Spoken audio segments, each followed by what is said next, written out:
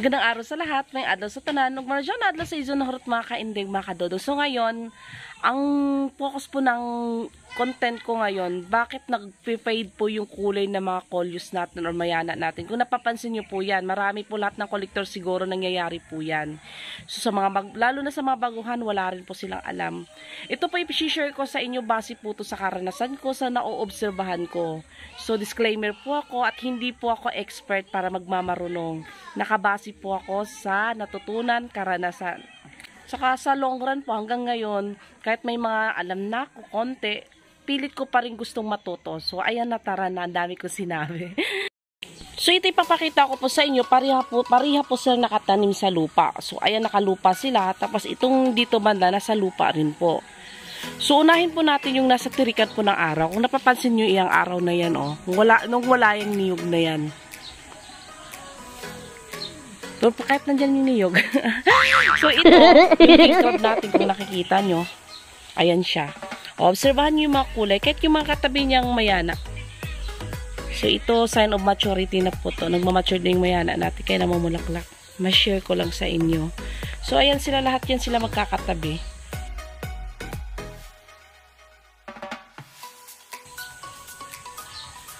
Nasa tirikan sila ng araw kung nakikita nyo. Nasisilaw kayo.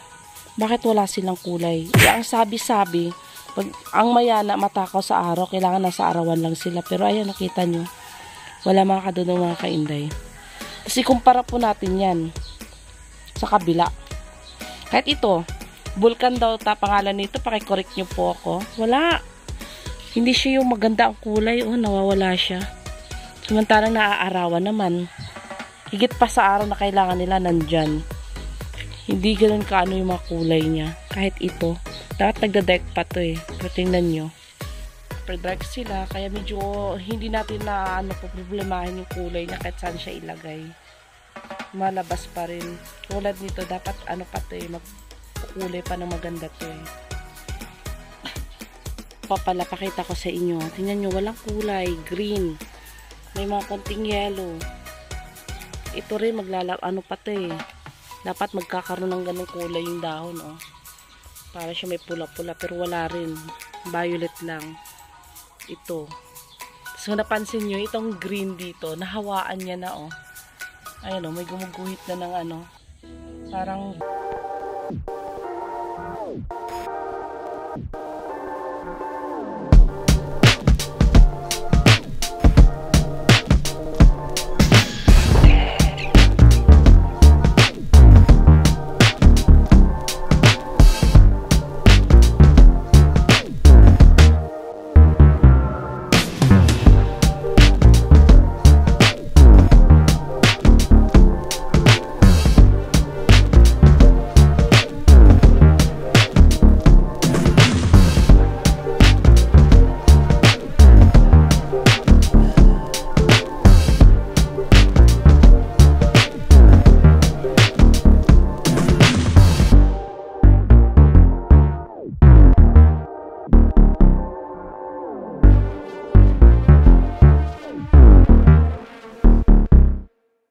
yung araw, tamang-tama sa kanila.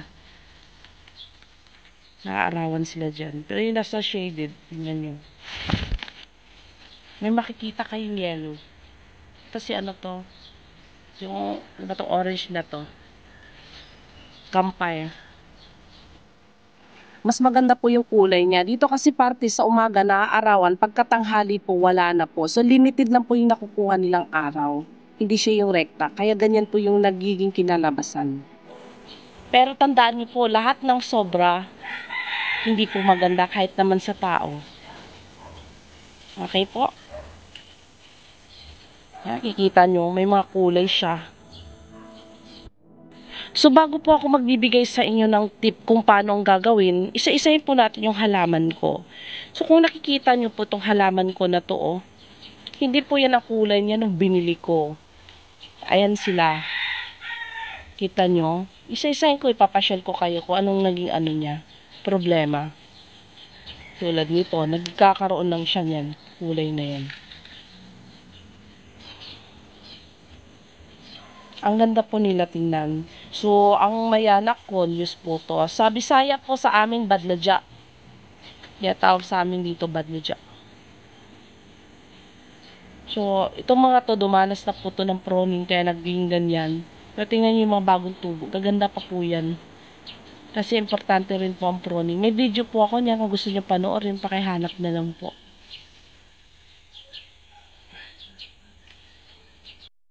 So, ito, dito ko masasagot yung mga sabi nila na ang mayana matakaw sa araw. Ito sila nasa arawan. Direct sunlight to, lalo na nung nakaraang buwan, talaga mula umaga hanggang hapon po may araw dito. So ngayon nyo po obserbahan habang pag-uusapan na.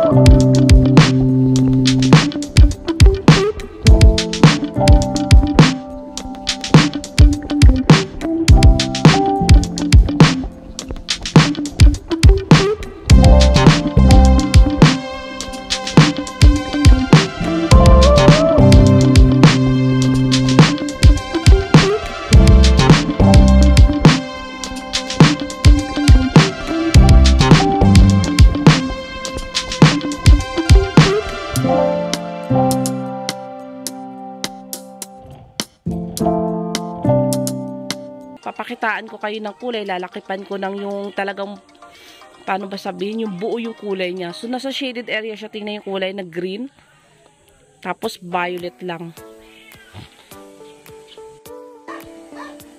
May mga nagtatanong naman bakit daw nagiging white yung kulay ng mayana nila. Napansin nyo pag nasa arawan yung mayana nyo, lalo na yung may mga pink na kulay, mga light na kulay, nagla-light siya, nakala mo pumuputi. Dahil po yan sa sobrang taas ng araw. So, ang gagawin nyo po doon, ilililim nyo. Tapos,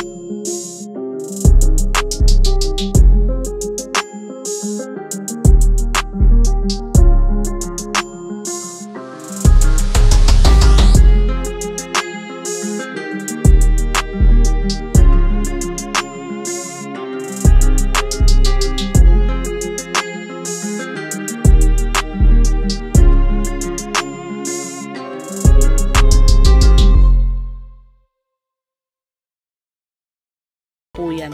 Para pakita ko sa inyo. Oo. Pink po yan, pero para magpuputiin na po siya na yellow. Minsan nalilito kayo sa mga mayana nyo. Ayan, kasi nakatago lang siya dito sa lilim. Hindi po siya naarawan. Nagpi-fade po yung kulay niya. Ayan, nawawala si violet, nagiging white. Yan. Dahil hindi siya nakaano sa arawan. Lumalamlam yung kulay niya, nagiging boring. So, ang magiging tip ko po sa inyo, nasabi ko na rin kanina paunti-unti, yung mga halaman nyo po na nasa arawan, kung napapansin nyo nagba-violet na, nawawala na, green na lang yung kulay.